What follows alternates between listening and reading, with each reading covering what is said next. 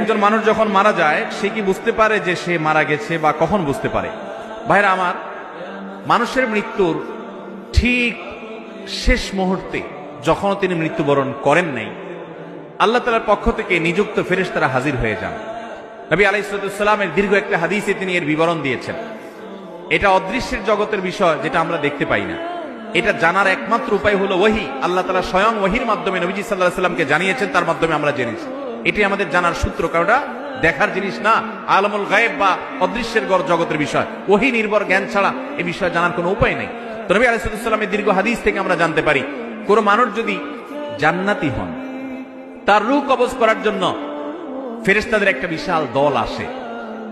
তারা এত সুন্দর করে আসে, উপস্থাপন হয় ওই লোকের সামনে যে তাদের আচার আচরণ, তাদের ওই লোকটাকে অভিবাদন জানিয়ে আখিরাতের জগতে নিয়ে যাওয়ার জন্য, ওয়েলকাম জানানোর জন্য আসার যে ব্যবস্থাপনা, দামি মূল্যবান পাত্র, রুমাল, সেখানে রূহ কবজ করে নেওয়া, সেগুলোর জন্য যে আয়োজন থাকে, এটা দেখতে দেখতে সে আল্লাহর বান্দা, নেককার বান্দা, ইমানদার মানুষটা, জান্নাতি মানুষটা হাসতে হাসতে তার রূহটা বের হয় এবং দুনিয়া থেকে চলে যান। অর্থাৎ খুব আনন্দের সাথে তিনি চলে যান। আর এর বিপরীতে যেই লোকটা জাহান্নামী, তার রূহ কবজ করার জন্য ফেরেশতাদের একটা দল